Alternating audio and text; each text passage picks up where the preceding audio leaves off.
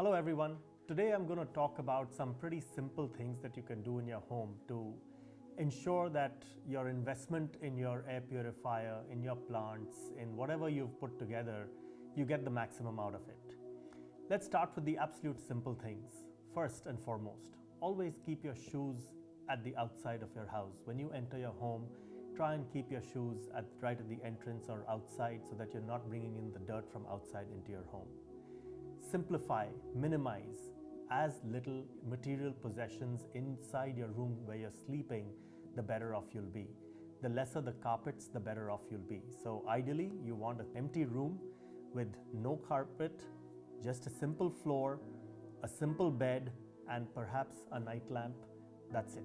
Nothing else in your room if that's possible. Now I know that's typically really hard, but you can at least try so that you can minimize the clutter, minimize the material possessions in your room so that you can simplify things.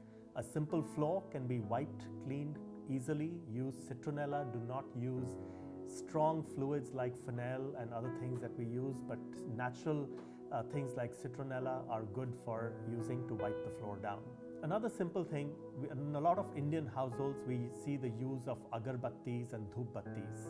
Again, a very, very traditional practice. However, from an air quality perspective, not a very good idea at all. Dhoop battis and agarbattis not only produce very, very high levels of particulate matter, but they also produce very high levels of volatile organic compounds. And typically, if you do decide to burn something like this, try and keep it outdoors. Keep it at a windowsill of a window and make sure that the wind isn't blowing inwards and that smoke from that agarbatti goes out. Another thing, in the kitchen, keep an exhaust fan on when you are burning or cooking anything in your kitchen. Very important, because the fumes and the smoke from the fire, from the cooking material, you don't want that to be spreading in your house, and you want that to be going out of the home completely. So during cooking, ensure that the exhaust fan is on, and ideally once it's done, turn off the exhaust fan, because you don't want to be pulling out the treated air from your home, which may be from the room adjacent to your kitchen, and pulling that air out. And the next part is the exhaust fan in your toilets.